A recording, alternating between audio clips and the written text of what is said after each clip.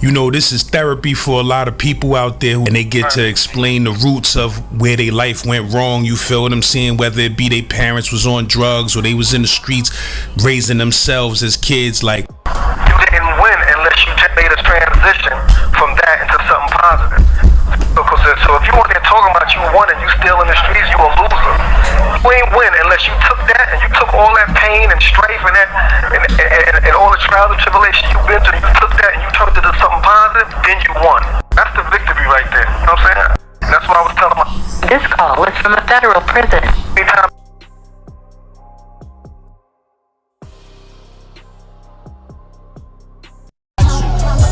Yeah, ma, what's your sign? I think we compatible. Damn, I'm mad at you. After you done look like a princess, how I'm gonna show another girl interest? Impressed, you move so lady. Take a ride with this New York baby. yeah, LAZ, man, I make hit songs, been making hit songs, man. You heard, you want to collab with me, send me an email at the genpopllc@gmail.com or send me a DM on Instagram at Real Saint Laz. You heard? Moving out here, man. That's a whole fact. Z-Lord.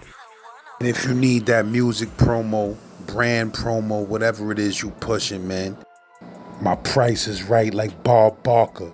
Get at me. He popped my door. I say like, yo, he can't breathe, yo, he can't breathe, yo, he fucked up. So, swear to God, to my mom's, yo. My mom's been gone a long time, bro. Motherfucker CEO looked me in my face. He come put the flashlight in my face. He's like, damn, you like you in bad shape. I'm panting for breath, Laz. Panting for breath, my nigga. I'm panting, bro. Like, he like, yo, ain't nobody here till the morning, bro. You gotta wait till somebody get here. I gotta wait till somebody get here.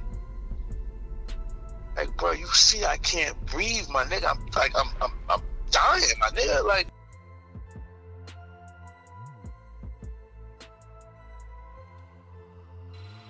we rolling, yo, Laz was popping. It's your boy Pesos, man. Oh, man.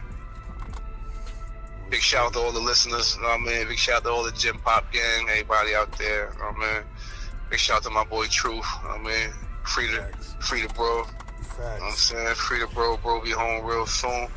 And we gonna do exactly what we supposed to do. You know what I mean? But you know, this particular story I'm gonna speak on today. This ain't really on no gangster shit. You know what I'm saying? This ain't really got nothing to do with, you know, violence or the prison politics. This is more so going to the shit niggas don't really talk about when they locked up. It's, you know, the fucking medical system in there. I mean, and how twisted and fucked up they are. You know what I'm saying? So walk with me as I take y'all back to 2011 in October. But the water main had went out. The water main bust inside the prison. In 2011, in October, the water main bust, and we had no water for 2 weeks. You know what I'm saying? We had no water, no air conditioning. It was hot. It was so hot as that motherfucker that your pictures on the wall would like fold up. You know what I'm saying? What jail you said that was again? This was in Leavenworth, USP, the first federal prison ever built in the world, which was first it was a military jail. Was a military federal jail, then they made it to regular population. The first federal prison in the world, USP Leavenworth. This is where this happened at. You know what I mean? So like I said, so when the water main burst, nobody had water. We couldn't take no showers. We couldn't wash our face. Couldn't wash our clothes. Nothing. Toilets couldn't flush. Like I said, we got men, you know, using the bathroom on top of other men's using the bathroom type shit. You know what I'm saying? This shit's falling out the bowl, bro. Like it was a horrible situation, and health wise, a lot of people got sick. You know what I'm saying? So moving along, so maybe like a month after this had transpired, until the month of October. So we're talking about September is when the water main broke, and then we're going into October. So me and my little man, Murder One, my man, and one, he from Nebraska. We usually jog, you know what I'm saying, 5 miles in the morning, 3 to 5 miles in the morning. So this particular morning, I do my first lap around the track. I can't breathe. I'm like, breath, like I'm, you know what I mean? Shit don't feel right. You know what I mean? I'm like, yo, we usually fly around this motherfucking track. Around 2011, I was in full blast. I was getting ready to make my way home and all that. You know what I'm saying? So I was like 3-4 years short. So, working out was cool. So I can't breathe. I'm like, all right, maybe I caught a little head cold or, a little chest cold or something. I'm going to fall back for a day or two and get back to it. But each day after that, I got worse and worse. Like, I felt like shit. Like, so you go to medical now, what you do is you put a slip in. It's called a cop-out. All federal slips, whether it's like you want to put a slip in to go to the doctor, you want to put a slip in to go to the dentist, put a slip in to go to church, anywhere, it's called a cop-out. You know what I'm saying? So you got to put in a cop-out to go to medical. So I put the cop-out there, like, I'm having chest pains, I'm having shortness of breath. So they bring me in there. You're okay. Take a Motrin. You'll be all right. The only thing they want to do in a federal prison is either give you a Motrin or pull your teeth. That's it. There ain't no in between. It ain't no work. If you got to get an 85 to be a doctor, these niggas is like on 76. Like, the medical care in there is in the basement. You get no medical care in there, bro. You know what I'm saying? So you talking about this particular jail or the feds in general? I'm talking about the feds in general when it comes to medical. When it comes to medical, you know what I'm saying? I'm pretty sure you're going to see inside the comments some other guy. I don't know how the fucking state prison operate, but in the fed prison, bro, like, only thing they want to do is give you a Motrin. You know what I'm saying? Take an ibuprofen. And that's not even something they give you. They got to go to compensate about that. You know what I'm saying? So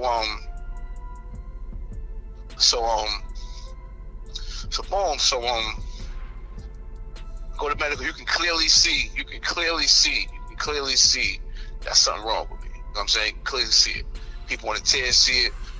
I'm like, yo, like it's to the point, yo, I was walking up the steps with a bag of commissary and I like almost fell backwards and somebody caught me like, bro, you good? I'm like, yo, bro, I don't know what's going on with me, but I do not feel good, my nigga. Like, it's really, I mean, if you was looking at like a status bar, my shit was on like 20% going down. Like, I was really like, oh shit. So I went back to medical again. Like, yo, something wrong. You know what I'm saying? Something wrong. I'm telling you something wrong. They're like, okay, take these pills. So they give me some pills. I take the pills. 2 days later, like, now I'm crushed over holding my stomach. I'm like, what the fuck? Stomach crushed over. I go to use the bathroom. There's blood in my stool. The fuck? What the hell? I got blood coming up my stool. Like, you know what I'm saying? Now I'm scared. You know what I'm saying? Like, oh man, like, yo, what's wrong? Like, it's to the point where when I walk, I could feel my steps. You know what I'm saying? I could feel every time my feet hit the ground, I could feel it like all through my body. Like, I'm like, yo, something wrong, something wrong, man. So this is October 14th, the night of the BET Awards 2011. Yo, I'm shivering. I got a blanket over me. I'm totally vulnerable. It's to the point I couldn't even defend myself if something was to happen to me. You know what I'm saying? Totally vulnerable. Sick as hell. I'm sitting in front of the TV, sweat dripping down my face with a blanket on. I got a blanket on, and I'm fucking sweating. So you know my body going through something. And I can feel my heart beating in my head, like my heart beating fast. Yo, it's beating fast. It's beating hard. So a CO coming to make her rounds, and she was a cool officer. You know what I'm saying? She was always cool. She was always pleasant. And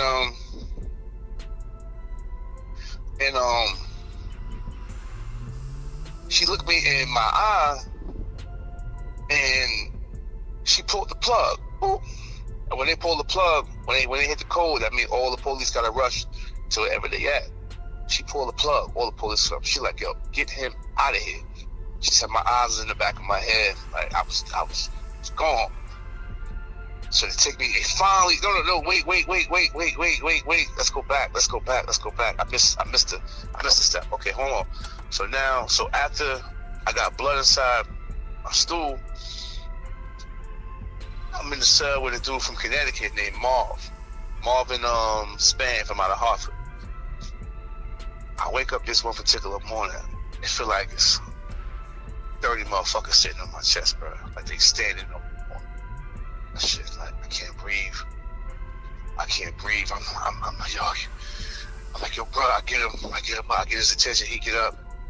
He banging on the door. It's like 2 in the morning. He banging on the door. Everybody, he yelling top of his lungs. He getting everybody up on the tier. Everybody, because after they do midnight count, the COs lead the tier.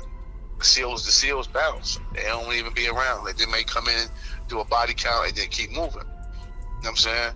So the whole tier banging on the door, banging on the door, banging on the door, banging on the door. Yo, he fucked up. So maybe like after 20 minutes, CO finally come to the door. He popped my door. I say like, yo, he can't breathe, he fucked up. So swear to God, to my mom's, yo. My mom's are gone a long time, bro. Motherfucker CO looked me in my face. He come put the flashlight in my face. He's like, damn, you in bad shape. I'm panting for breath, Laz. Panting for breath, my nigga. I'm panting, bro. Like, he like, yo, ain't nobody here till the morning, bro. You gotta wait till somebody get here. I gotta wait till somebody get here. Like, bro, you see, I can't breathe, my nigga. I'm dying, my nigga. Like, you gonna tell me I gotta wait till somebody get here? So now my celly going off. So he's like, man, get the fuck out of here. He closed the door. This nigga helped me, bro, all night, my nigga Marvin Span. If you out there, I haven't been in touch with him since we parted ways. He went home, and he went home right a little bit after that, and I went home maybe 2 years later, and I haven't touched base with him. But if anybody out here know Marvin Spam from Connecticut, man, good dude, short nigga, yo, about 5'5", 5'6", short nigga, good nigga, man. Nigga helped me, bro. I said, bro, I could need you to write me a letter, bro. Like, write my father and my lady at the time, like, yo, write them, yo. I need you to write them. This their phone numbers, bro. It may be over for me. Like, you know what I mean? Like, if this happens, reach out to my folks, write on folks for me, just let my people know what's going on. You know what I'm saying? And by the grace of God, I was able to make it to the morning. I went back to medical that morning. They held me in there like an hour, gave me observation, did an EKG on my chest, seeing that I had I had something going on. They gave me some more medicine. I'm telling them, like, yo, I got blood in my stool. I can't take no medicine. Like, I'm fucked up. I can't even eat. I had a heart attack last night. You know what I'm saying? Every time I breathe, bro, when I tell you, I was twisted, bro. So, fast forward to when the CO came in. This was like a day later. The CO came in. It was the BET Awards. We watching the awards. Like I said, I got a cover over me, sweating bullets. Everybody in the chair, like, yo, bro fucked up. Like, they don't know if bro he fucked up. He losing hella weight. He throwing up. He fucked up. You know, niggas in jail gonna think the worst. So when she came in, when she pulled that plug, bro, they finally took me out to the outside hospital. I don't know the name of it. I got the medical records, and I'll post the medical records. You know what I'm saying? I got the medical records and everything inside the room. I forgot the name of the hospital. But so they finally got me out. Took me to the hospital. Now, you know they can't really tell you where you at because you are a security risk. So I got a chain on my foot, and it's a seal with me at all times. So when I get there, I'm in ICU. So doctor was like, yo, your heart is beating at 155 beats per minute. 12 more hours at that rate, your heart probably would have stopped. You know what I'm saying? What took them so long to send you out? You know what I'm saying? I said, you gotta ask them that. Like, I mean, so they got my heart on like 5 different screens. He like, yo, like, do you know when we're looking for your heart to make this flutter? It's called the ad flutter. I said, well, I could tell y'all when he said, I said, when it's about to beat real fast. Like, I could tell y'all because I feel it when it's about to happen. He like, okay, that's a good thing. So I tell him, like, you know, I'm in it maybe like 30 minutes. I feel it's about to happen again. They're able to capture all the shit that they need to capture. Boom, boom, boom. He come to tell me in layman's terms, he said, you got 2 cans of soda. 2 cans. He told me the liters at first. I said, yo, you got to break it down. He said, you got 2 cans of soda, of fluid on your heart. That's how much fluid you got in your heart. You know what I'm saying? Now, I'm like, how do you get fluid on the heart? He like, yo, it could be bacteria, it could be, you know what I'm saying? And I told him briefly about the situation that happened without the water being off and us inhaling the fumes and inhaling people's motherfucking feces smell like that. He said it could have been that. We had hella K2 in there, niggas smoking K2. It could have been a plethora of things. We never identified exactly what it was. I'm saying? Then when I told them about my stomach, they ran a CAT scan on my stomach. So now I got 2 cans of fluid on my heart and a fucking 7-centimeter ulcer in my stomach. The medicine they gave me had to be taken with food. They didn't put that on the bottle. They didn't put that on the prescription they gave me in the joint. They just gave it to me and told me to take it. Obviously the medicine was too strong for my stomach and it was burning the lining of my stomach the fucking entire time. You know what I'm saying? So that's where that blood in my stool came from. That's where every time I walk, I felt my steps came from the ulcer. So now I gotta have 2 surgeries. I gotta get the ulcer removed and I gotta get this fluid taken off my heart. So I'm in the hospital 13 days. 13 days, mind you, no phone call, no outside contact with nobody. I can't tell nobody nothing. I can't speak to nobody. But you know, I was in there fucking with some of the nurses, you know, just making them laugh here and there. And one of them, after the surgery, one of them came, you know what I'm saying, came to me with a pen and paper, wanted my number, call my dad. So I made 1 call for you. You know what I'm saying, call my dad, just let my dad know what was going on. You know what I'm saying? But anyway, so so I'm in the hospital for a couple of days, and like, you can get ready, you're prepping me for surgery. So it's just weird, just being in there with a chain on my foot, chain on my arm. You know what I'm saying? And mostly they took the chain off my arm and just put the chain on my foot. You know what I'm saying? So I'm getting ready to go there to the OR. You know, if anybody in here ever been to the OR, ever had surgery, you go in that room in that cold slab, you lay in that slab, you feel like a piece of ground beef on that slab, my nigga. You know what I'm saying? And the fact that I was in there alone, I mean, this ain't no regular surgery where I got my peoples in the waiting room in the lobby waiting on me. I ain't got nobody out there, bro. You know what I'm saying? I'm in jail, my nigga. I gotta sign a waiver if this surgery goes wrong and I die, that it's nobody's fault. You know what I'm saying? Just the reality. If I ain't never had no reality of where the fuck I was at, that might have been like, oh shit, like, you know what I'm saying? Like, damn, like, this is real. Like, if I die, like, in jail, like, you know what I'm saying? Like all alone, my peoples ain't gonna know what the fuck happened. It's just gonna be a huge question mark on what happened. So those just the thoughts that's going through a nigga head. So I'm in there, I'm in that cold slab, I'm shivering, I'm cold. Mind you, I still got this chain on my foot though. On the operating table, I still got a chain on my foot. I'm in. So doctor come in. Two doctors come in. They say, yo, we about to prep you for surgery, you know what I mean? Said we're gonna give you some Propofol. So instantly, I went in my mind to Michael Jackson. I know he OD'd on that Propofol shit, or that fucking Conrad Murray shit. So I was like, yo, wait a minute. I'm like, yo, ain't that shit? Michael Jackson died on me. Like, nah.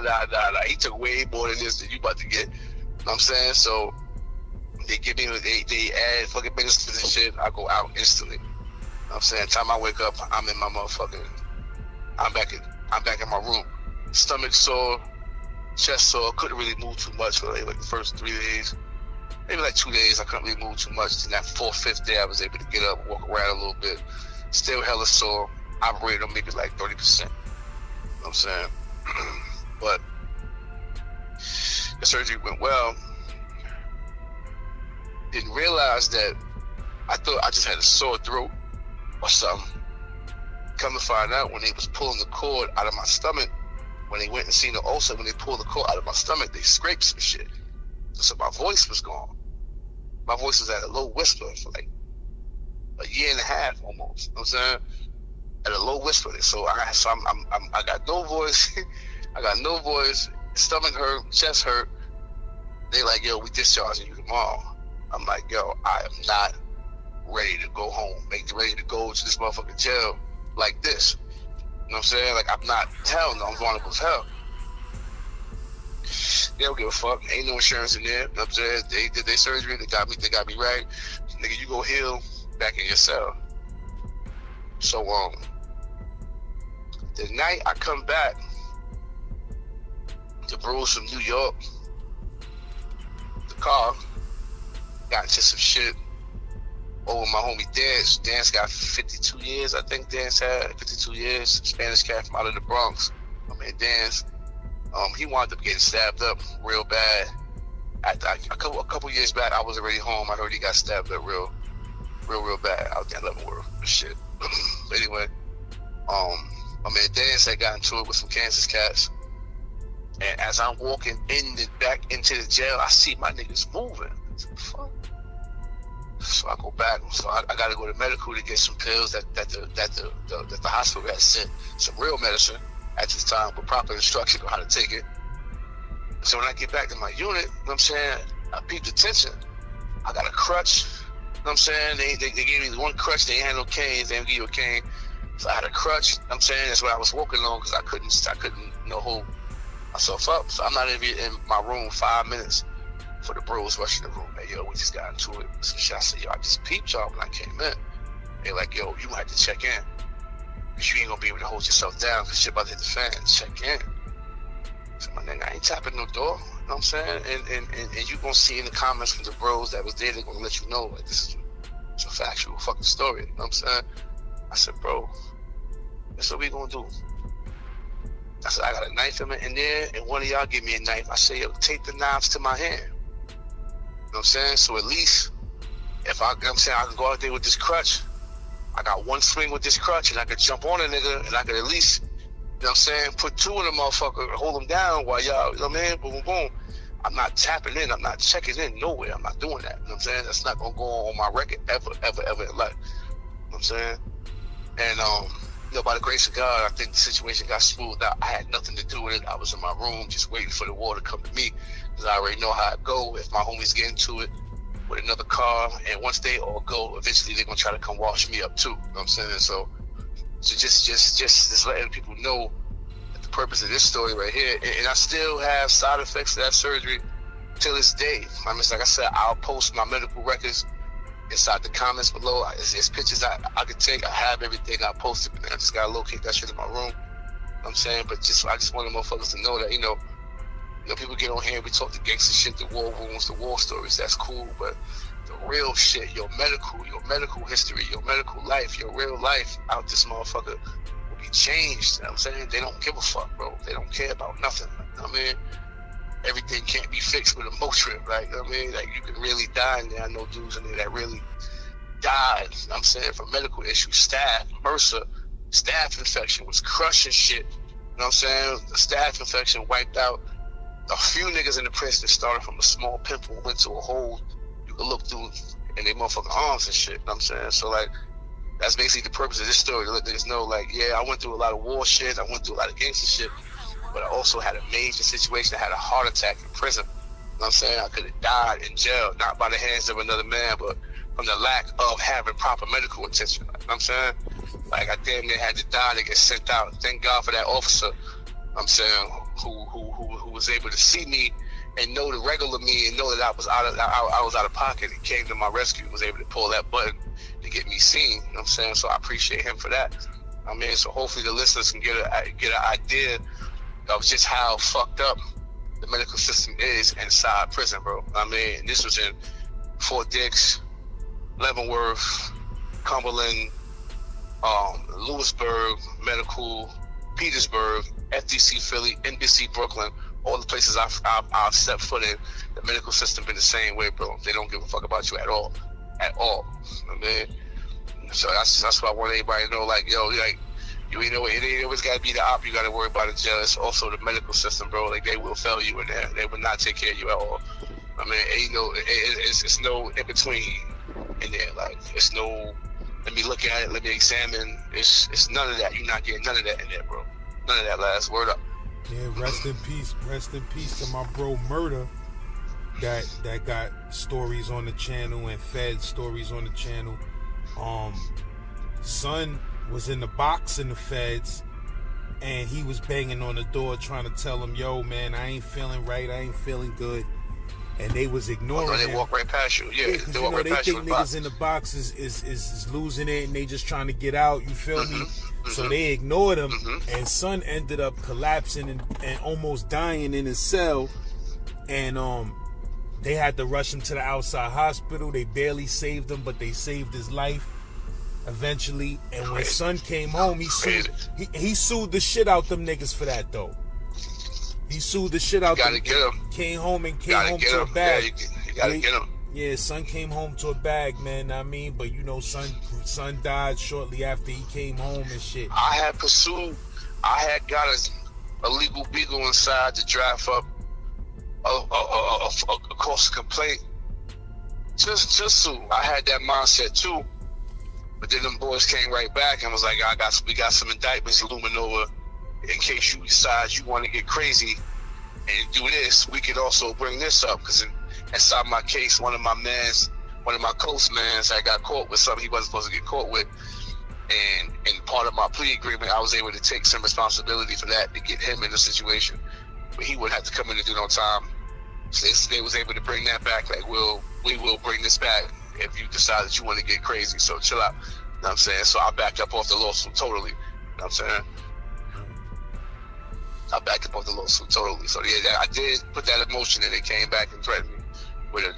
It wasn't even me. It wasn't even me. It was they threatened him, but still, I ain't gonna let that happen. You know what I'm saying? So I'm gonna take this. You know what I'm saying? Fuck it. And I know I could have got him. Like I said, I'll take pictures of everything. I'll send you all that shit, man. Yeah, bro. Everything you talking about is factual, man. I mean, these niggas on the internet, it's like a culture and a fad nowadays. Everybody wants to call cap on everything. You feel what I'm saying? People just like to say the word cap. But we don't do none of that over here, man. If niggas over here, if we get something wrong in a story, we correct that shit as soon as we possibly can. But I ain't never thinking that a nigga just coming on here just straight capping for no reason. Especially if I know a nigga background and know the type of people he fuck with. Like, you know what I mean? I know the type of niggas you fuck with, and I know you don't fuck with no clowns. You feel what I'm saying? So I ain't never worried about that shit, bro. Facts. That's what's up, yo. But yeah, I just definitely wanted to, you know what I mean, to get that, you know what I'm saying, out there. To know, like, man, that system is it's wicked, bro. It's wicked in there. Very wicked. I mean, it's definitely big shout to Genpop, big shout to you lads, the whole platform. I mean, definitely check this out. I mean, and it's up. You already know the shit.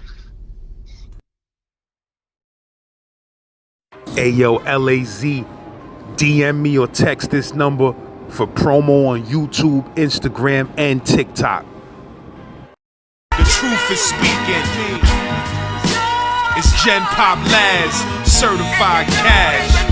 They don't know though. Lazatola. Ayo, LAZ, make sure you check that store link in the descriptions and in the comment section. Now, I mean, and cop up one of them Genpop tees, hoodies, or accessories. Grew up on Cassidy by Franklin and Lafayette. Took a lot of L's, still excelling, ain't stopping yet. They ain't wanna hand over. Hey, yo, don't sleep. Real spitters with real bars is still out there, you heard? Check out the bro Sick in the Head from Staten Island. Link is in the comment section and in the description to this video. He blacking. That thing, but he was one of the, kind of upper echelon dudes, and he was getting ready to bag me for the chain.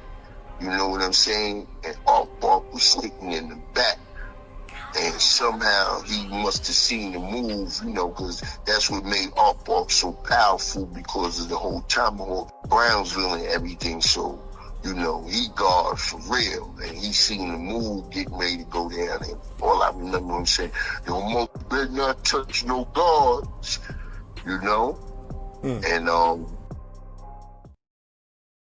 the year is 1989. Hell's Kitchen. And I grew up on 50th Street all the way down to 11th Avenue, like in the gutter all the way in the west, right?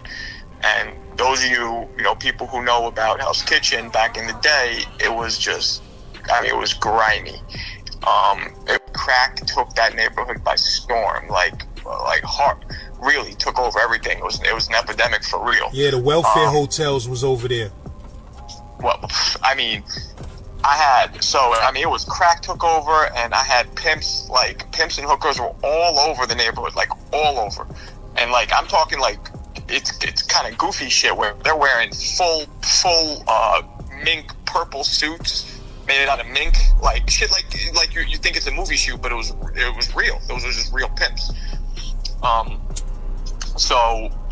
And then of course you remember back then the neighborhood had wildin', people would wild out, and on Halloween they'd wild out in general, but on the nights like Halloween and whatever, it would be out of control.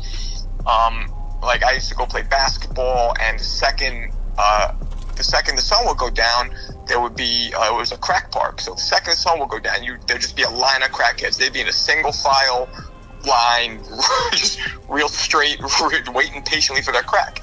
You know, it was out of control. It was all over the place. So I grew up in the tenement in Hell's Kitchen. So one night in '89, at this point I am, I think, 12 years old. Now, those of you who grew up in the tenements know that we used to have those gates on the windows. You know, those gates that kind of accordion gates that you pull the like metal gates so people can't come in. So my gate, for some reason, was broken. But it was broken. So it's like 4 a.m. and I'm sleeping. And now this was dead summer. This was dead summer. It was hot as shit. We didn't have air conditioning. And it was the first night and the last night I slept naked because it was so hot. Right, so I'm 12 years old. So about 4 a.m, I hear that gate, that accordion gate, rattling, like wildly rattling. So it wakes me up. I go over to the bedroom, and my mom happened to be sleeping. It was just me and my mom happened to be sleeping in the living room. So that the bedroom where the rattling is, nobody's in there. I go to look, and I see this crackhead, just his body's halfway through into the apartment, rattling around like crazy. I think he's a crackhead. I mean, I just see a dude coming in. Now, we'd been robbed before, but this is the first time that it happened when we were there, right at home. So right away, I'm like, oh shit. So I go to my mother, I wake her up. I'm like, Mom, somebody's coming in. She's like, oh, later. I'm like, no, now, get up. Somebody's coming in. So my mom grabs a knife, right, goes in, and then it's quiet, and I'm waiting. You know, it's like a movie scene where I'm just waiting to see, and then out of nowhere, I hear, fucking run! So my mom tells me to run. So now, mind you, I'm butt naked, right? I start running, and as I'm running, I turn around and look, and I see the dude is pulling for a piece out of his waistband, right? And he was wearing all white, which leads me to believe he was a crackhead, because that's just a weird ensemble to put on while you're trying to break into somebody's house. So I run downstairs, and now mind you, I'm butt naked. I'm 12 years old, so I just started going through puberty, so it's just mad awkward. And my mom's like, tell somebody to call the cops. So I go down, I open the door, and the only person standing on the corner was a hooker. And I was like, yo, call the cops. And she was like, hell no, and walked away. And then eventually, I think the dude left the way he came out at the back of the building, and luckily nothing happened to us, but that was our story. And you said you was out in the streets butt-ass naked? Butt naked, covering myself with one hand, trying to just yell at a hooker to call the cops, you know. Yep. What he took, though? He took some stuff? He didn't, because I think the fact that we were there startled him. But, like, we had times where we'd come home and the window would be broken, and, like, it was just the typical shit in the movies. Like, they would take the VCR, you know, this is the 80s. Yeah, it happened a few times, but that was the first time when we were actually home that it happened. Yeah, man, a lot of people don't know that back, because right now, Times Square, that whole area is so cleaned up. You would never know that back in the days, that shit was like really, really bad and terrible. When the arcades was there and Playland and all of that, in Times Square, it was a real grimy place. I used to love it though. I used to go to the arcade. Did you remember they had that one news banner? It would be like a digital news banner that went around. Do you remember that? You talking about Playland itself? That was on like 45th. No, I'm talking about the arcade. There was, I think it was 44th Street, and then it was a one building. I think it's right near where the ball drops. And it used to just be one digital banner of news. Do you remember that? And you could see it outside the arcade. Yeah, you know, it was another arcade spot right there on 51st Street.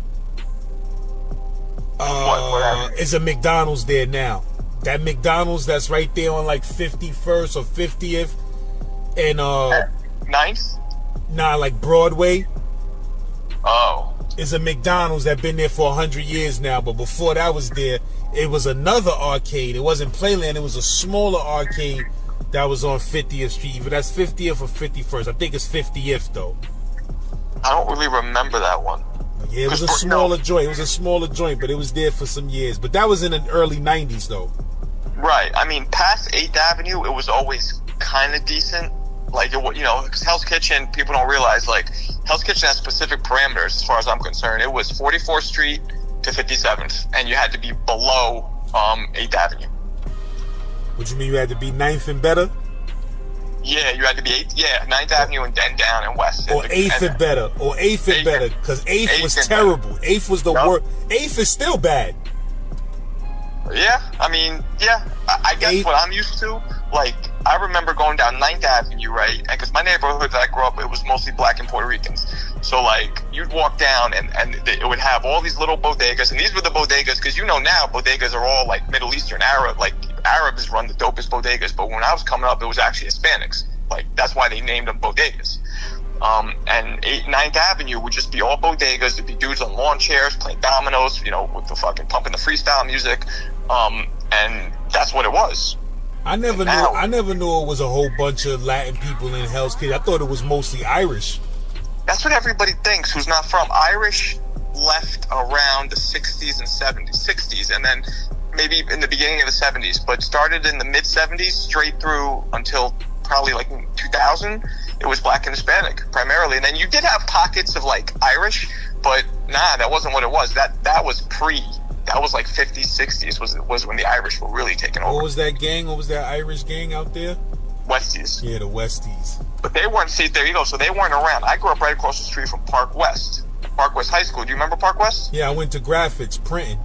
There you go. You went right by me. So yeah. So the Decepticons were the gang that I used to, man. I got 100 stories on the channel about Decepticons, and literally I'm editing a goddamn epic movie right now, a Decepticon story that I'm about to drop. Really?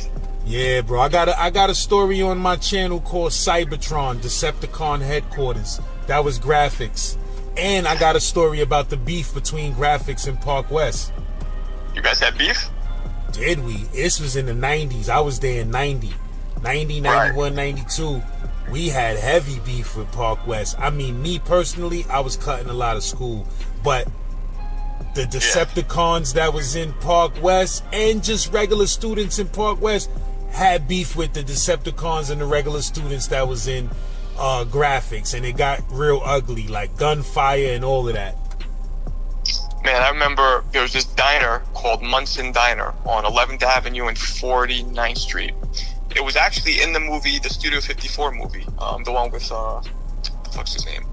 The Canadian dude, Saturday Night Live, Austin Powers. What's escaping me what his name is? Mike Myers. So it was a diner that was like a big trailer. It was like one of those old school trailers, but it was a diner. It had been there, you know, for years. But when I was growing up, it had turned into a spot where either cab drivers would come, park their car, go in, whatever, you know, yellow cabs, or hookers would go, stop there, go in the bathroom, clean themselves off or whatever, and leave. So my mom knew one of the dudes who worked at the diner, this Israeli guy. So we would go there a lot. That was like our fancy night out. Let's go get a fucking shitty burger and a soda from Munson. But we would go there. And one morning I wake up and my mother has a black eye. So I'm like, what happened? She goes, my mother's from Bulgaria. My mother's like a third, you know, like off the boat from Bulgaria. Bulgaria, I don't know if you know much about it, but it's like a third world, like, you know, Eastern European, real kind of. So she was tough. But she basically said that she goes that this hooker came in and she was all beaten up and bloodied, and then the pimp came in right behind her and started like pushing her or punching her or some shit. So my mom got up, was like, you know, leave her alone, and then her and the pimp started fist fighting, my mom and the pimp, and that's how she got the black eye. So I was like, Jesus. My mom was it was something different. It was those Europeans, Eastern Europeans. Yeah, they definitely different. Yeah, so that's what the neighborhood was, though. It was all, I mean, Brownsville must have been, actually, I bet you, this is what I try and tell people, and tell me if you agree. I think Manhattan, us Manhattanites, which is I think what we're called, right, Manhattanites, we had it the worst than Brooklyn, the Bronx, because this is from my understanding, and I had friends who lived in the Bronx and Brooklyn. There's a bit of a community in all the other boroughs where, like, if something happens, you're probably going to know somebody who did it, or know somebody who knows who did it, or know somebody's sister who did it, or because it's more of a community. And the projects, especially, are real community based.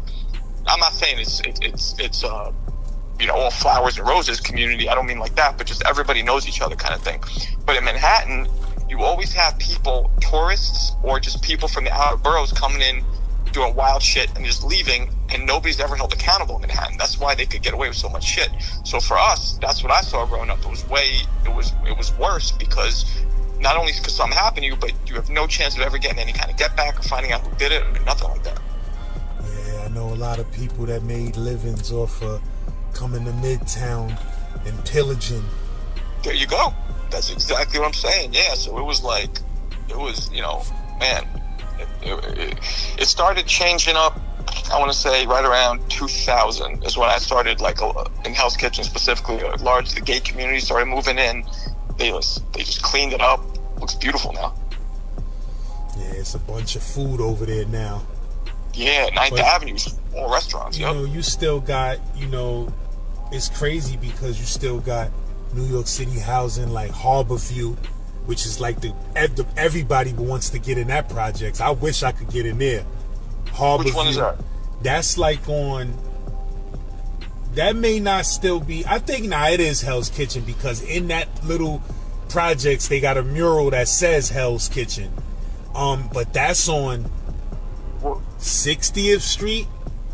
And what? And 60. Oh, the project's right there. Yeah. I went. Not Amsterdam. Not Amsterdam. No, I know what you're talking about. All the way. No, it's on 11th Ave. I know what you're talking about. That's on 11th. Harborview. That's what those. I didn't even know what those were called. I used to go walk by those all the time. Those were the most docile projects I could think of. Like, you never saw shit going on really there.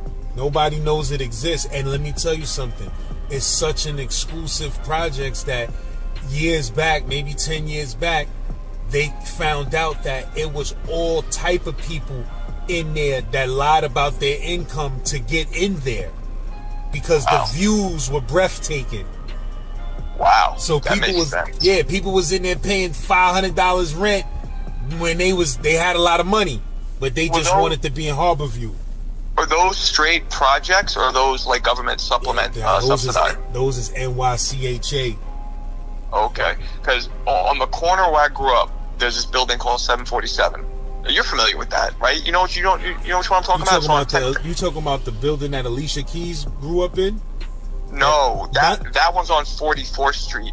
This one, actually, Lisa grew up in this one. You remember Lisa, the freestyle singer? Yeah, facts. She grew up in 747. It's on 50th. So the Alicia Keys one, it's an artist. It's for artists.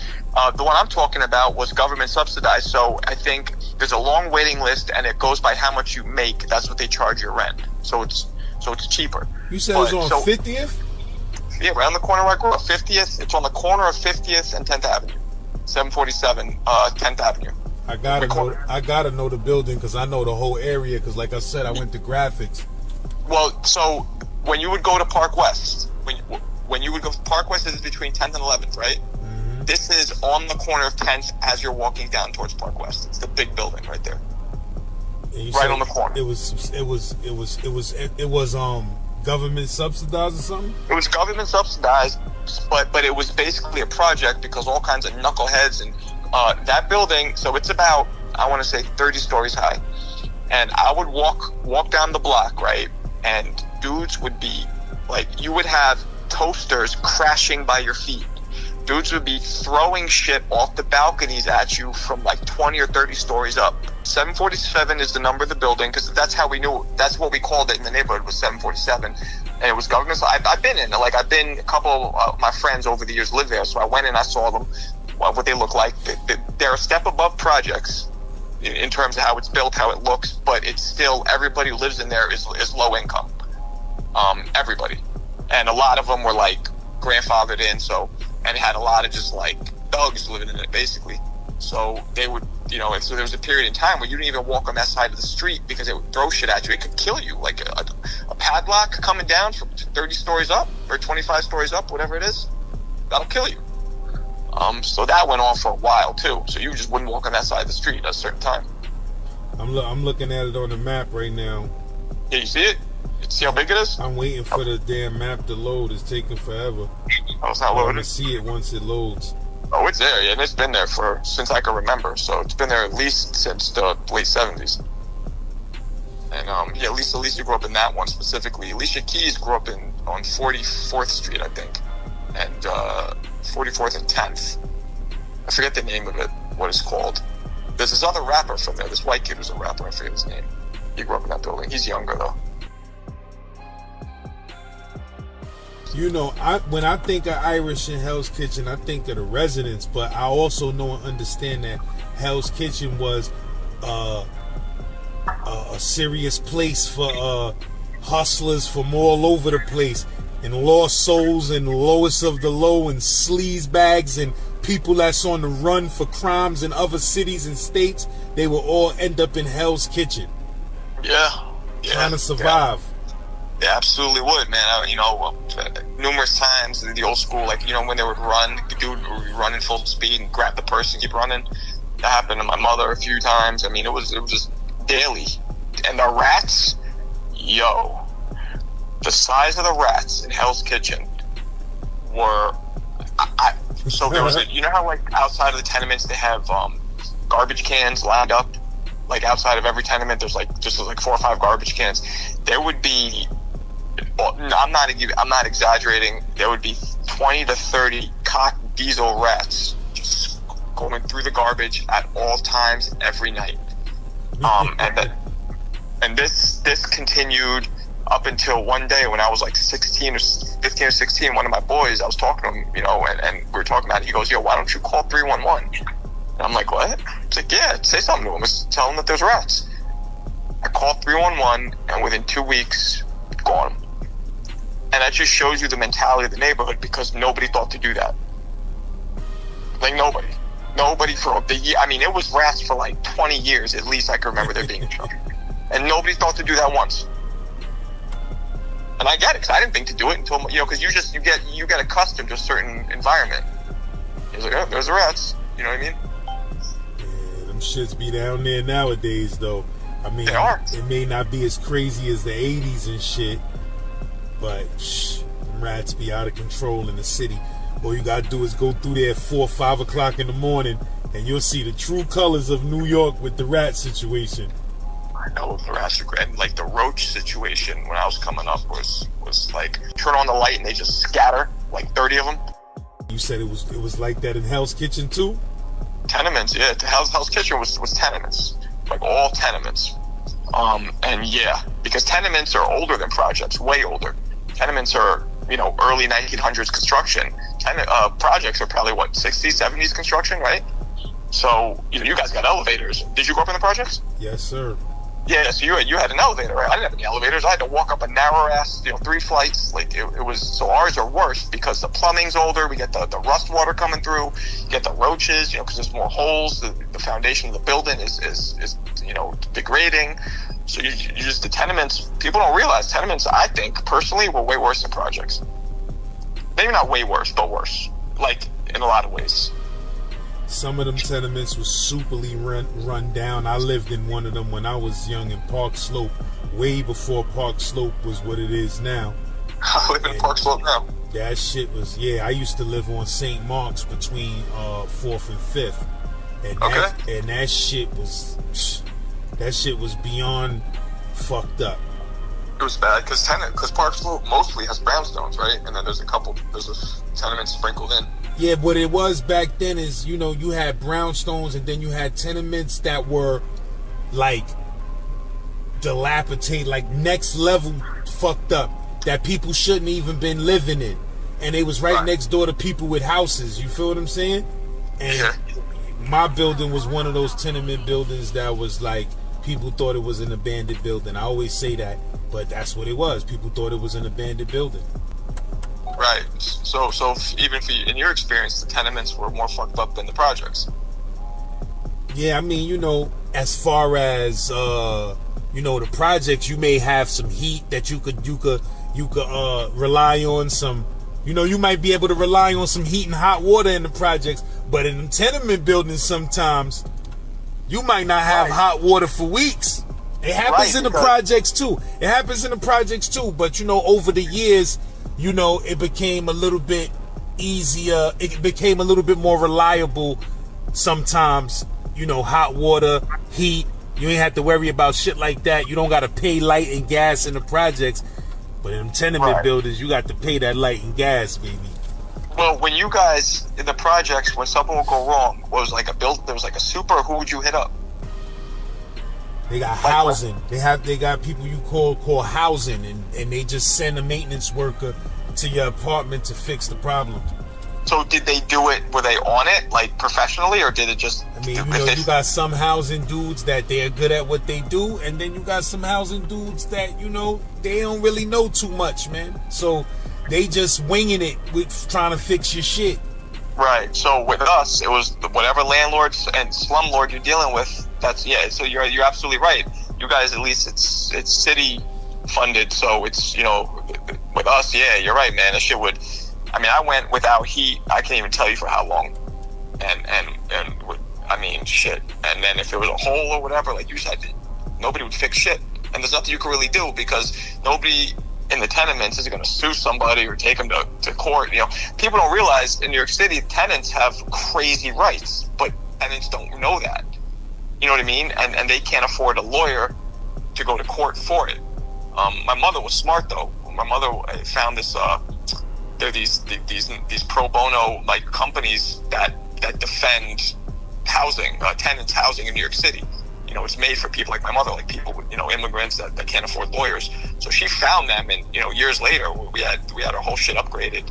I mean, it was upgraded literally in 2000. It should have been upgraded 15, 20 years earlier by code, because we still had the old sink with the hot and the cold. We had everything old. And then my mother finally found that law firm that did that for people like her. And then as soon as that law firm hit up the landlords with official letters and all that, they were real quick to do what they were supposed to do legally.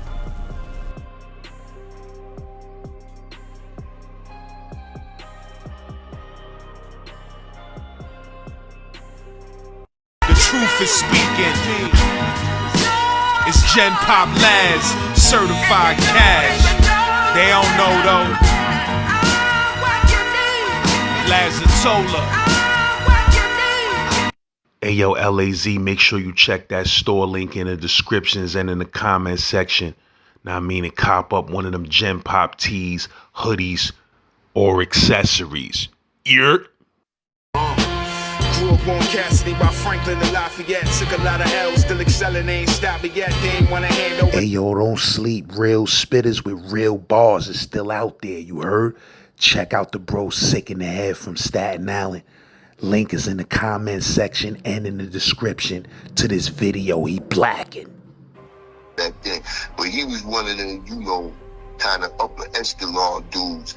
And he was getting ready to bag me for the chain. You know what I'm saying? And Art Bark was sitting in the back. And somehow he must have seen the move, because that's what made Art Bark so powerful, because of the whole Tomahawk, Brownsville and everything. So, he guard for real. And he seen the move getting ready to go down. And all I remember him saying, yo, Mo, better not touch no guards, And, I thought I was from the hood till I seen Brooklyn. Jesus Christ. I got off the train. I said, is this the book of Eli? What happened? I feel you. Hey yo, LAZ, download 2 of my greatest albums that I ever put out in my life on my Patreon right now. As Above, So Below, and Blue Skies. Free download on my Patreon. Join today. Yerk. Got his body, ain't know what's wrong. All he know is he gon' make it back home. Hey yo, LAZ, make sure you subscribe to WDG Draco on YouTube. Hey yo, shout out to the bro Truth Parker, currently incarcerated in Virginia. You heard, make sure you check out his podcast, Truth Beyond These Walls. And that's a whole fact. Z-Man Suicide Polo with the Ski Man. Make sure you check that All Truth Parker Stories playlist too. You heard, if you want to catch up on about 7-8 other joints we done dropped so far. You heard? But yeah, man, LAZ, this is the story of DJ For Show, aka Truth Parker. Now I mean, one of the biggest mixtape DJs that was doing it when I was doing it. You heard? When that mixtape game was serious. When dudes was making millions of dollars off the mixtape hustle. You heard? Pay attention to this story, you might learn something. Z-Lord, get at me. I wound up starting to pump mixtapes out of these spots like crack in the 80s, man. I'm talking about making a couple $1,000 a day. The shit was amazing to me.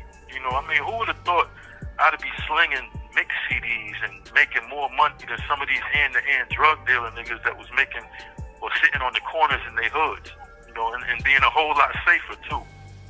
And then let's not forget, you know, I'm still supplying my network of stores all across VA as well. So,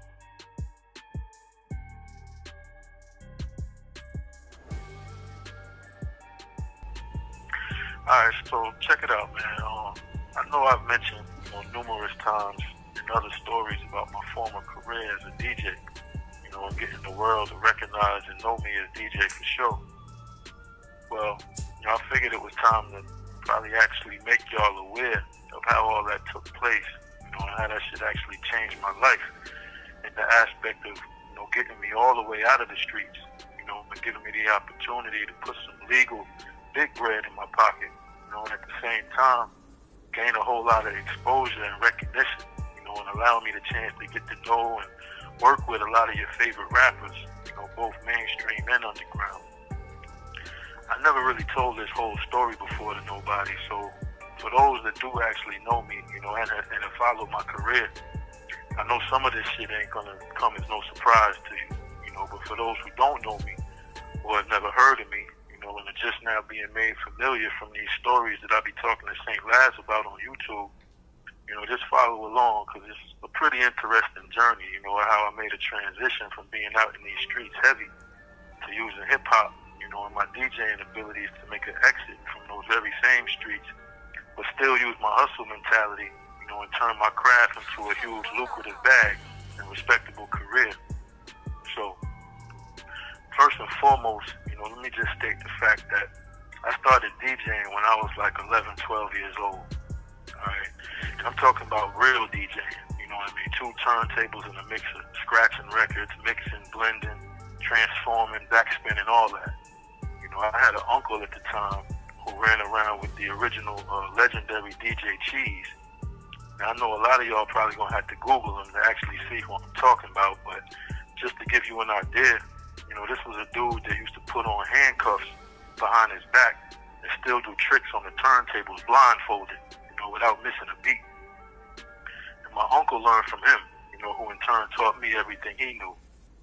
And, you know, back in those days, there wasn't no iPods and no iTunes or making no playlists and no shit like that. You know, everything was manual, hands-on. You had to really have a feel for those turntables and those records, you know, and you had to be fast and on point. I'm going to get to why that was important to the story in a minute. But I just wanted to make it known that, you know, I definitely held a skill set that's mostly obsolete nowadays, you know, when it comes to someone being called a DJ. And, you know, even though I ain't been on a set of turntables in a long time, trust me, that shit is like riding a bike. You know what I mean? I could hop on a set of Technique 12s right now and rock out. And it'll have niggas pulling out their phones, you know, trying to record some shit and put it on live or YouTube or anything like that. No bullshit. Anyway, so, you know, like I mentioned before in the past, you know, even though I was small-time hustling at the time, I had always been DJing, you know, on through middle school into high school. I used to DJ little backyard parties and cookouts around the way a lot. You know, back then it was me and my man Dangerous. You know, we used to be rocking out, practicing, battling each other for hours at a time. You know, either at his crib or mine. And, you know, that was just something that we enjoyed doing. So, even though hustling in the streets kind of had made its way to the forefront of my life, DJing always still held a real heavy part of my heart. You know, even just as a hobby. And, I used to find myself, you know, sneaking into parties sometimes, me and Dangerous. We wouldn't even be in the crowd trying to dance or feel on girls or none of that. You know what I mean? We'd be posted up next to where the DJ was set up, watching, criticizing, critiquing, you know, each and every mix and transition and scratch that they would do, or even the records that they would play, you know, as if we were so much better. Sometimes, you know, dudes would get annoyed with us, but other times, you know, guys would actually just challenge us and allow us to get up on their set, you know, and show them what we got. And we love that shit because, you know, we both just take turns on their ass and put on a show of our own. You know, and this would be grown-ass men, mind you. You know, here we are 12, 13 years old, getting busy, you know, and had the crowds, like, cheering us on and shit. And you know, to think about it today, I wouldn't even say it was the fact that we was that much better than whoever. You know, I think it might have just been the fact that we was just so young, posing a challenge to these older niggas, and then, you know, getting up on their sets and doing some of the same shit or more that they was already doing, and then not missing a beat doing it, you know. Anyway, you know, that type of shit had a nigga's ego on 10,000 for real. You know, you couldn't tell if he wasn't lit. Now, I'm gonna give you a little history for a second, because I gotta mention the fact that I grew up in Jersey, you know, and I frequented New York quite a bit, and recording radio hip-hop shows on Kiss FM and WBLS on Friday and Saturday nights was like a regular thing for me.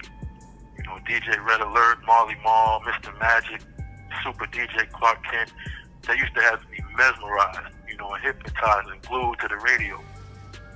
And I would record every week's show, you know, on my little cassette tapes, and I'd listen to them all week long in my little boombox radio until the next weekend, you know, and then I would stuff little pieces of paper in the top of the cassette and record them all over again. Now, I know anybody that's listening that's 40 years or older is going to relate, going to know what I'm talking about. You know, and this was like way before Power and Hot 97 and Spotify and internet streaming and all that shit, you know what I mean? So, let me fast forward a little bit, because from there I can remember when the mixtapes started becoming hot commodities in the hood. You know, DJs like Kid Capri and Ron G, SNS, Doo-Wop, DJ Juice. You know, there was a few others, but they was all putting out mixtape cassettes. And I used to make trips downtown North, you know, to the electronic stores where they sold all the car stereo stuff and the radios and TVs and shit like that. Because they would have these little mixtape booths set up outside the stores with all the latest tapes from the hottest DJs at the time. And that's probably when I really became a mixtape junkie for real. So, besides me and Dangerous, you know, making our own mixes and recording them, you know, I also started collecting all the DJs' mixtapes. You know, and then, you know, later on came more DJs like Clue and Green Lantern, Envy, K-Slade, Tony Touch, Funk Flex. You know, a whole lot of other dudes followed suit. There's way too many of them to name, though. But check it out, I actually remember this specific tape that I had that K-Slade put out once. And it had a recording of a phone conversation between him and another DJ. I think the nigga name was DJ Splash, if I'm not mistaken. Anyhow, Slay was barking on the nigga, you know, about something and calling him all out his name and calling him outside saying he was going to smack the shit out of dude. You know, I want to say he was like right outside the nigga's crib or something like that, because that's the way he made it seem on the tape. Now, whether he actually smacked dude or not, I don't know. Obviously, because, you know, this was just a recording. But it was after that particular incident when he started adding the smack your favorite DJ to his name. Now, that's a piece of some hip-hop history for your ass. You know, rest in peace to K-Slade. Anyhow, you know, all these DJs I mentioned, they was actually really DJing live on their tapes. You know, really spinning records, scratching and shit. You know, I ain't even really have an official DJ name yet at that time, but I considered myself to be like an honorary student of the craft. So that's kind of real important for y'all to keep in mind as the story goes on. Alright, so now let me fast forward again, you know, all the way to when I made my transition out to VA. And shortly thereafter, you know, is when I started hustling out there. But in my spare time, you know, I was still spinning records, you know, perfecting my craft as a DJ and all that. I actually used to set up turntables and speakers inside one of my weed spots at the time. And I would be in there smoking and bagging up and selling dime bags all day, getting to the bread. But then I'm spinning records and shit in my downtime. You know, my point is, even though I had gotten myself knee deep in the streets out there in VA, you know, I was still working my turntables religiously. You know, I never stopped doing that. And I say all that to say, you know, that the passion never left, even though, you know, making street money had kind of taken to the forefront of my life. Now, let me fast forward again, because as time went by, you know, the turntables did eventually take a back seat to everything else I had going on, especially when I opened up my first store called the Lion's Den. So oddly enough, though, you know, I set up a pair of turntables in the store to play with and spin live for customers every now and then. You know, plus I sold reggae records there too, so it kind of gave the customers a chance to listen to the records before they purchased them. Now, also in the store, you know, I'm also selling all the top DJs mixtapes. You know, I had a whole wall dedicated to nothing but mixtapes. Only now, you know, it was CDs. And I stocked all the DJs that I named before. Plus now you had dudes like DJ Drama and Who Kid and Cutmaster C, DJ On Point, Lazy K, Domination, Pudgy P, J Arms and Sycamore. They did the instrumentals. And you had Rondon and Dexterity with the reggae mixes, you know, and a whole bunch more. So, you know, it was around this time when I had decided to open up my very own studio and create my own record label called Dangerous Records. And I had a small roster of artists, you know, and I would reach out to some of these DJs and I'd send them music and a little bread, of course, you know, and get my artists on some of these mixtape track lists. In turn, you know, I would buy a stack of the CDs when they dropped, and then I would sell them in my store just to make the money back and then do it all over again. So I constantly had my artists on some of the biggest DJs' tapes all the time. You know, and you got to understand, too, at that time, that was truly the outlets and the platforms to get your shit heard and your name noticed. You know what I mean? There was no Instagram or TikTok or YouTube, SoundCloud. You know, none of that shit existed yet. So this was really all like ground level guerrilla marketing, so to speak. You know, so anyway, you know, it was at this time that I started to build a relationship with a particular guy named DJ Watts out of Brooklyn. And, you know, dude was moving a lot of units, you know, hand to hand in BK. Plus, you know, his shit was hitting all the bootleg tables on Canal Street and all the other spots across the city, too. And he wound up taking a real liking, you know, to the music that we was putting out. So my artists, you know, we started doing like exclusive freestyles for him on the regular, putting his name in the raps and all that. You know, the very same way that the DJs that came before him would get artists to drop exclusive joints that only they had or could play because the DJ's name was getting shouted out all over the record. You know, that kind of made it exclusively their joint. Plus, you know, he wasn't charging me as much as some of these other DJs for the promo. And I could see with my own eyes, you know, that his product was in the same places as all these other top DJs too. So we started working with him more and more. You know, one thing led to another, and I wound up inviting him out to VA for a weekend, you know, to record a whole exclusive freestyle mixtape with all my artists in the studio for him to put it out, you know, under his brand. So he came out, you know, I rolled out the red carpet for the nigga, you know, him and his right-hand man, Skrilla. You know, them niggas had a fucking ball that weekend. You know, monumental shit for all of us, for real. We did a whole lot of recording and smoking, a little drinking, partying and all of that. You know, them niggas got to see firsthand how I moved and got down to VA and how my team worked in the lab. You know, and it's crazy because I got to actually see some monumental shit that weekend too. Fucked my head up totally. You know, and it would definitely change the way I saw niggas from that point on with DJ attached to their name. So what I mean is, you know, it was a particular time during that weekend that I had invited Watts to hop on my set of turntables, you know, and let me see him do his thing live.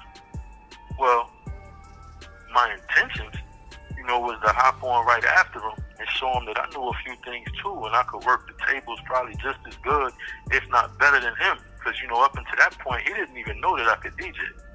You know, and this wasn't on no competition shit or nothing like that. You know, it was more so just like for the wow factor, you know what I mean? Well, what actually happened was the nigga said he ain't know nothing about turntables. And he didn't even know the first thing about spinning no records, let alone cutting, scratching, and mixing. So I'm like, what? You know, I got the crazy puzzled look on my face. You know what I mean? Like, what you mean you don't know nothing about turntables? He was like, yeah, you know, I don't use no turntables to make my shit.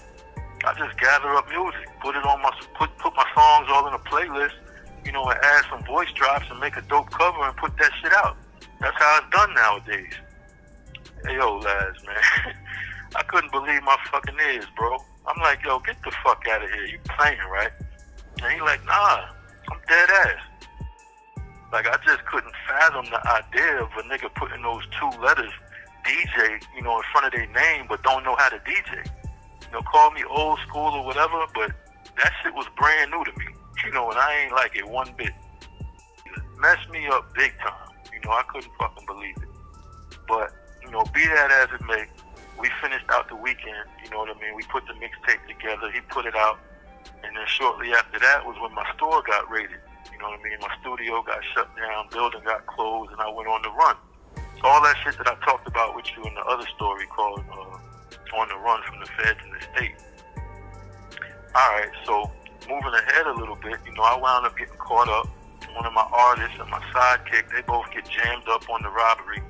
I wound up beating my case and wound up coming home to nothing, you know, but I still got thoughts of how I'm going to bounce back. Alright, well, damn, I should have mentioned earlier, too, that I was also rapping and spitting, too. And, you know, that I also happen to be like a major component in my whole label situation. And at this time, you know, I still got the hunger and the passion to want to chase my rap dreams.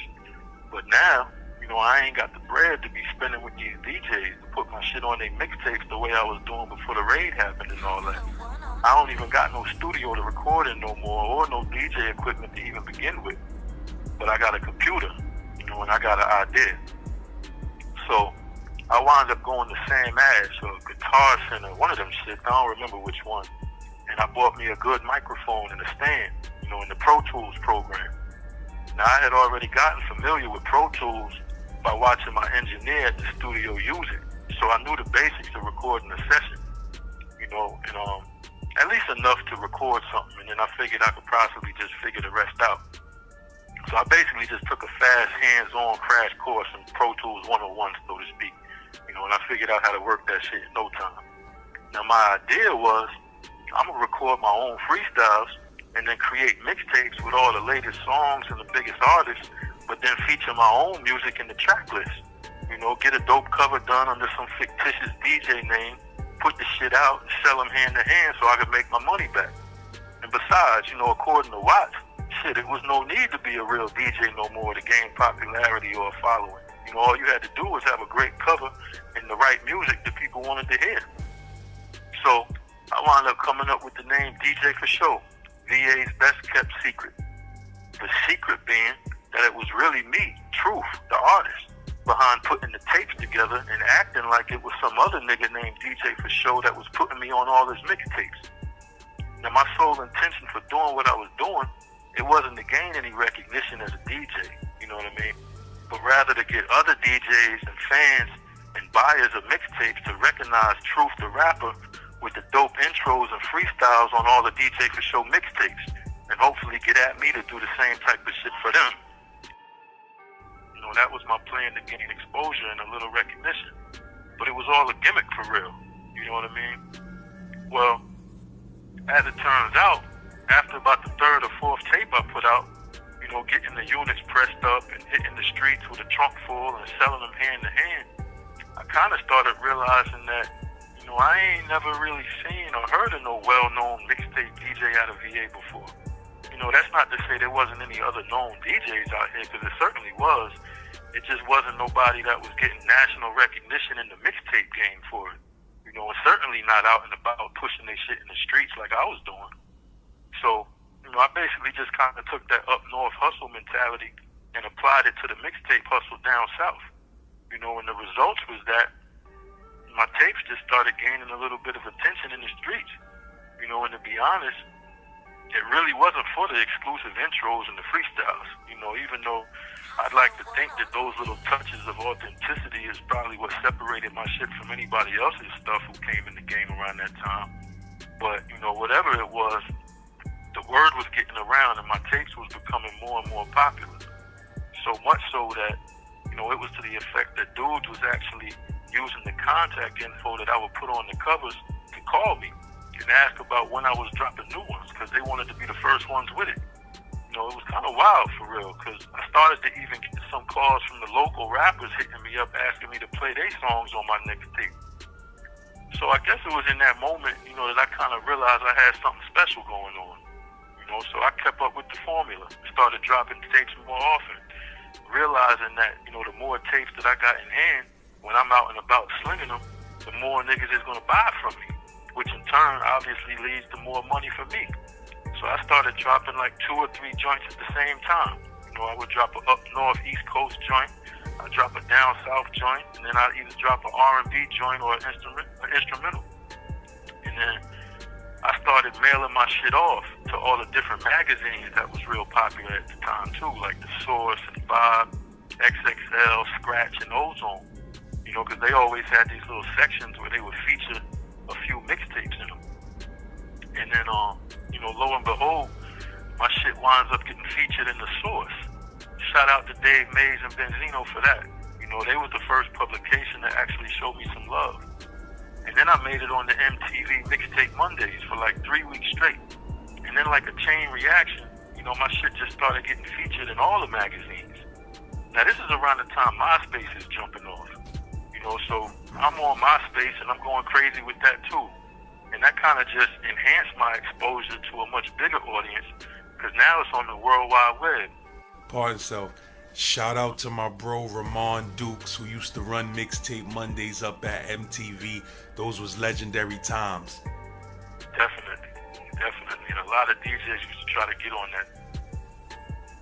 But yeah, now I'm actually, you know, I'm getting calls and I'm getting emails from artists, both mainstream and underground, you know, requesting to get placed on my tapes. And I'm getting emails from DJs, you know, that want to collab with me. And you know, I'm starting to get like shout outs and voice drops and all kind of exclusive music from all kind of artists in my inbox. Actually, you know, Laz, I want to say that's probably around the time that you and I crossed paths, you know, when we started working together on different projects. So now, you know, I'm getting recognized and shit like that. My work is showing up in magazines left and right. And it's blowing my fucking mind because, you know, I'm not even really DJing for real. I'm putting together these little compilation type mixes on my computer with the artist drops and sound effects all over them. You know, I did, however, match the beats and the songs that I played, you know, had nice transitions and whatnot from song to song, so it did come together smooth and all that. But by far, I wasn't truly DJing, you know what I mean? But whatever I was doing, you know, it was working and people was noticing. So I just kept it up, you know, and then I upped the ante. And before you know it, you know, I just decided to scrap the rapping altogether and focus my attention on the mixtape hustle, you know, because, as I said, it really wasn't nobody doing it to this extent before, at least not to my knowledge. So I kind of just felt as though I created my own lane for myself, you know, and I had that up top mixtape hustle mind frame, and I just applied it down here before anybody else did, and I made a name for myself doing it, you know, and it was kind of all up from that point on. So then I actually went from hustling hand-to-hand CDs in parking lots and shit to trying to put them in stores and wholesaling. You know, I started to seek out barbershops and small little convenience stores to buy copies of my stuff in bulk. Then that grew to include tobacco shops and gas stations and certain little clothing stores and flea markets, little mom and pop shops. And I used to build these nice little compact display racks, you know, that could easily sit on the store counters. And it would make it easy for the customers to kind of browse through the CDs, and it would be easy for the stores to display them without taking up a whole lot of room. And they looked like, you know, professional. And before long, you know, I was selling like hundreds of units with each drop I had. And I would constantly stay on the prowl for more stores to add to the network. You know, so I started branching out outside of Richmond and started going to places like Petersburg, and Charlottesville, and Fredericksburg, and Fairfax, Williamsburg, and Hampton, and Norfolk, and the Seven Cities, and a bunch of other spots all over VA, you know, just trying to recruit more stores to stock my product. And I kept dropping new releases every week. So in essence, like I said, I kind of created my own network of stores that would buy and stock and sell my CDs as soon as I dropped them and delivered them. And like I said, like I keep saying, nobody else had done this before out here. You know what I mean? So my shit was moving and selling out fast, and I was making a killing. You know, the shit was sweet. And it kind of forced me to drop even more often just to keep up with the demand. So now it was also around this time in Richmond that these two brand new indoor flea markets happened to open up. All right, one of them was on Williamsburg Road in the East End, and the other was in Southside on Hull Street, borderline Chesterfield. And this is like all during the fake sneaker, bootleg, designer shoe and bag craze. You know, the fake designer brand clothing and all that. You know, it was just like a sudden boom, you know, in the way folks was going to these flea markets. The owners, though, they actually came from Florida, where, you know, the flea market culture is huge out there, and that's been established forever. You know, and they weren't just like selling old and used appliances and secondhand clothes and garage sale shit, that you typically see in the average flea market. Nah, these new flea markets that opened up in Richmond, they was more like low-scale shopping malls for real. It was like tons of little stores and shops in them. And even though, a large majority of that stuff was fake, everything for sale that was inside of them was brand new. The sneakers, the shoes, the clothes, the bags, the purses and apparel, house and kitchen appliances, jewelry, electronics, cell phones. They had barber shops in them, tattoo shops, rim shops, car stereo spots, even small-scale restaurants, all kind of shit. Now, I ain't never been no flea market shopper, or a flea market dweller or nothing like that. But I gotta give it to the owners, like they really built an experience for a lot of folks. And these places would stay jam-packed, especially on the weekends. So, me and one of my homies, we wound up opening a little mixtape spot in both the markets. Now, the one on the east end, we actually opened a barbershop, and I attached the mixtape spot to it. And on the total opposite side of that building, I opened up like a small CD kiosk type spot. It was the kind of little setup that you would walk by in the middle of the mall, sitting in the middle of the aisles that sold the cologne or the shades or whatever. At both spots, I attached a nice little sound system to play all the latest mixtapes for the people that were shopping in all the other stores that were surrounding me. And I strategically would place my stores between the sneaker hustlers and the guys that sold the clothes and the purses and the bags, just because, they seemed to get the most traffic. So what would happen was, people would be there shopping and they would hear the music coming from my spot. And in turn, they would ask me for whatever CD that was I was playing. And once they did that, I knew they was hooked. I wound up starting to pump mixtapes out of these spots like crack in the 80s, man. I'm talking about making a couple $1,000 a day, especially like Fridays, Saturdays, and Sundays. And remember, now you had to actually double that sum because I had a spot pumping the same exact way in the other new flea market across town on Hall Street too. So the shit was amazing to me. Who would have thought I'd be slinging mix CDs and making more money than some of these hand-to-hand drug dealer niggas that was making or sitting on the corners in their hoods, and being a whole lot safer too. And then let's not forget, I'm still supplying my network of stores all across VA as well. So I wound up hiring a few people, to run my little flea market shops while I made the CDs and, ran the road making my deliveries to all the stores. It was incredible, man. So at this point, my For Show mixtapes is super popular in the streets and all over Virginia. I'm moving thousands of units, both wholesale and retail. And then, what I realized was that there's someone, probably another DJ for that matter, in each and every state, probably doing something very similar to what I'm doing as far as placing their product in the stores in their respected areas. And that's when I kind of got another idea and put that into motion.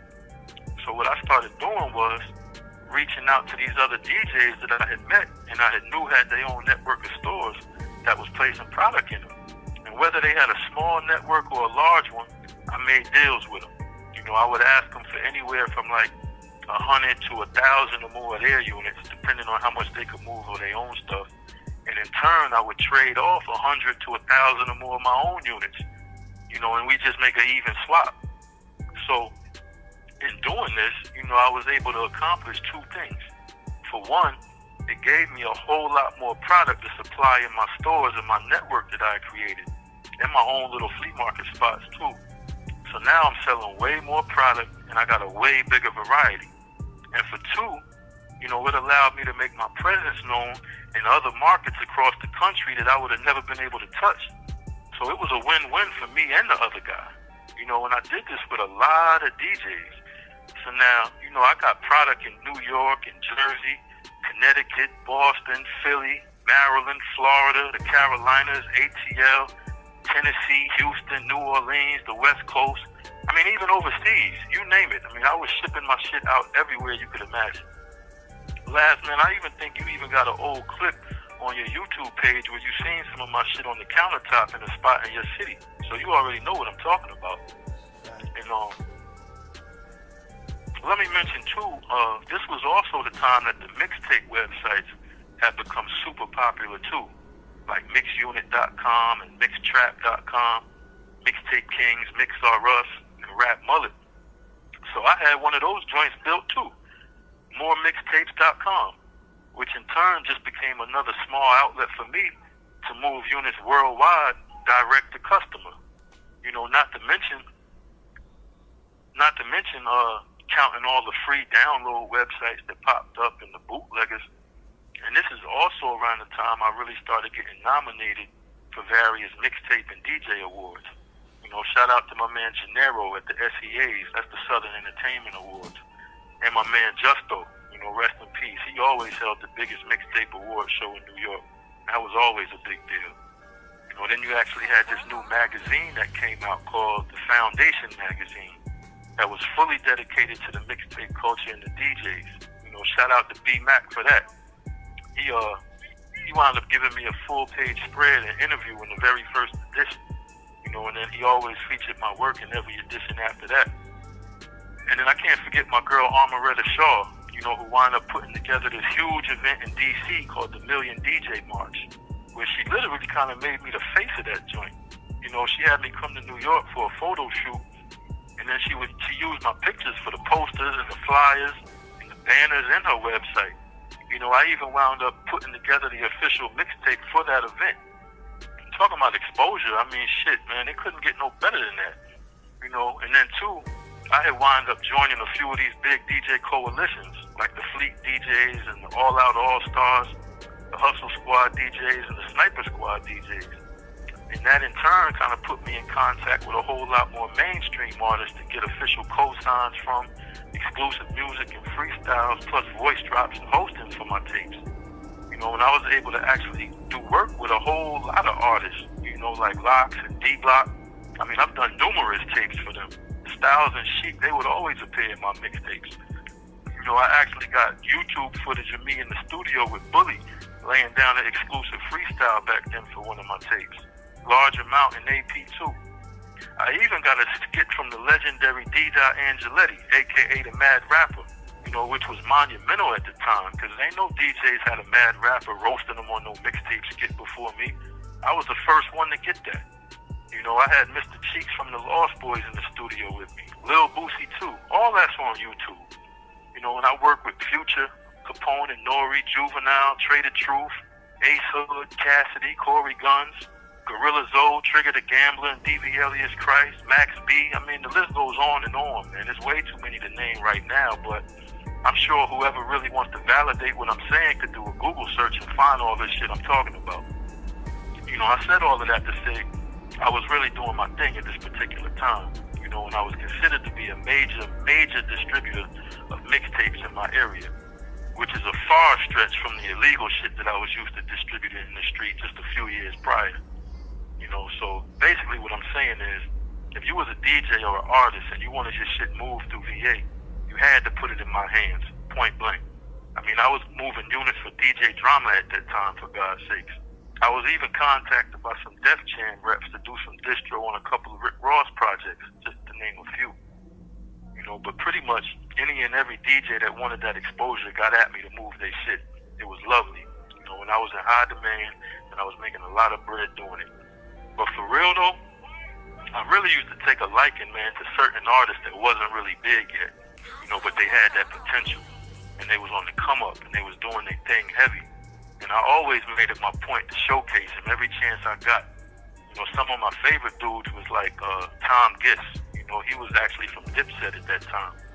Oom P out of the Bronx, who actually became the freestyle champion on 106 & Park. My man Rain out of North Carolina. Terminology from Boston, Graf from Queens, Ransom out of Jersey, Giolani and Montega and the whole team official. Laz, you know, you was on just about everything I dropped around that time. You know, and not to mention my UGK Records crew out of Texas. My man He's a Leo and Bankroll Jones and Big Bub, just to name a few. It was so many more though, you know, and just so y'all know, I'm a real humble guy overall, but we gotta get clear on this fact. You know, it was a lot of artists that I was pushing at that time that wasn't getting a whole lot of burn on other DJs' mixtapes. some of those DJs that were showing love, they weren't even doing a portion of the numbers that I was doing in the streets. And then two, you know, I was probably moving more units of some other DJs' projects than they was able to move themselves of their own shit.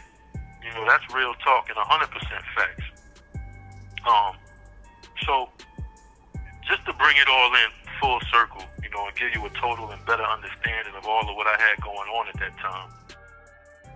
For one, you know, I had my whole distribution network of stores all over the state of VA that was wholesaling, you know, and I was making a killing with. Then, you know, I had my couple of flea market CD shops in Richmond that I was selling retail and moving crazy numbers out of. You know, I also had my website that was selling retail, plus I'm shipping worldwide. You know, I was swapping out thousands of units with other DJs all around the country, so my shit was getting noticed and sold just about everywhere.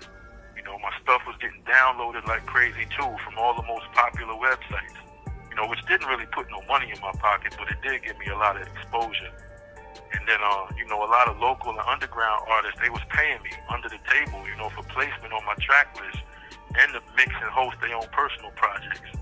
You know, and then I had mainstream DJs and artist companies writing checks to me for promotion, so I had to actually form a legit LLC company called For Show Promo just to facilitate those payments. Plus, I was getting booked, you know, to make appearances and spin at certain clubs every now and then all around the city and the state. And I mean, I couldn't really ask for much more than that. You know what I mean? I was legally making a fortune, and I was having a ball doing it. You know, and then it all came crashing down on me all of a sudden. You know, when my old associate of mine got caught up in a drug sting and then decided to turn to a confidential informant and got me tangled up in a whole ordeal concerning an old homicide that took place like 15 years prior.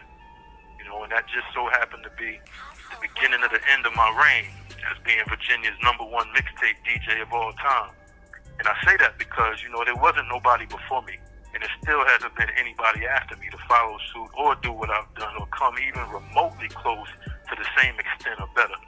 You know, nobody picked it up where I left off when I exited the game. That's a fact.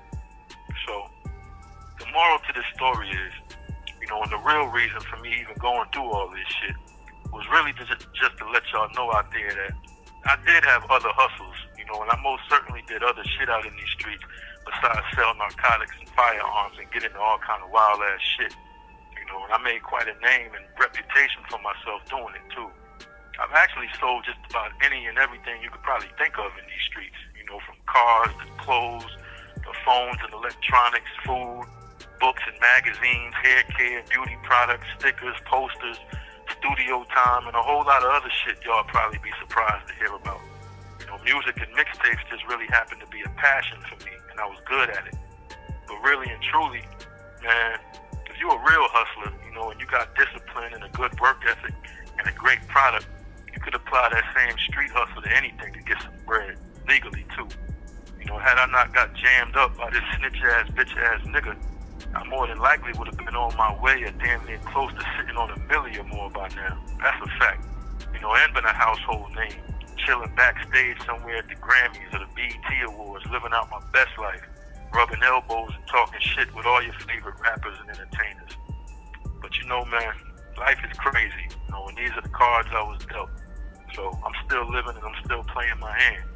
You know, but I ain't gonna be here in prison forever though. As a matter of fact, my time is almost up and it's getting real short. I'm gonna be back like I never left in no time. Count on that. And it's gonna be just another one of those big redemption stories where, you know, a nigga had it all and lost it and then got it back again type situation. You know, that shit is easy for a nigga like me because I don't sleep. You know, I don't rest. All I know is grind and hustle. That shit is embedded in my DNA. You know, I be running on that rocket fuel you be talking about, guys, while these niggas be out here going nowhere fast.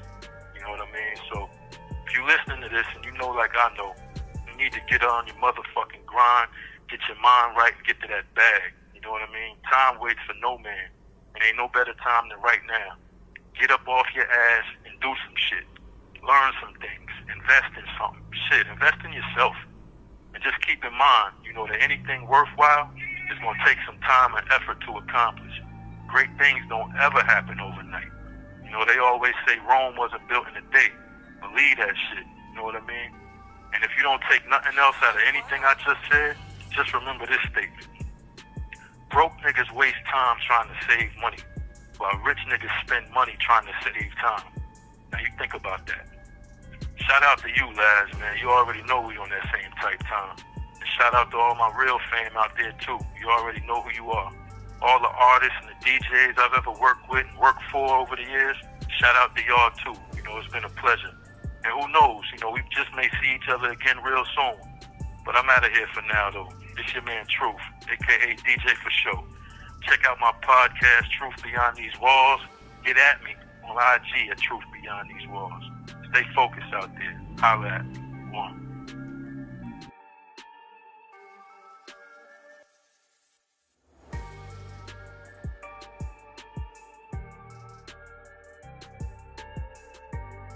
I thought I was from the hood till I seen Brooklyn. Jesus Christ. I got off the train. I said, is this the book of Eli? What happened? I feel you. Hey yo, LAZ, download 2 of my greatest albums that I ever put out in my life on my Patreon right now. As Above, So Below, and Blue Skies. Free download on my Patreon. Join today. Ear. Wild and he out his body, he ain't know what's wrong. All he know is he gon' make it back home. Hey yo, LAZ, make sure you subscribe to WDG Draco on YouTube.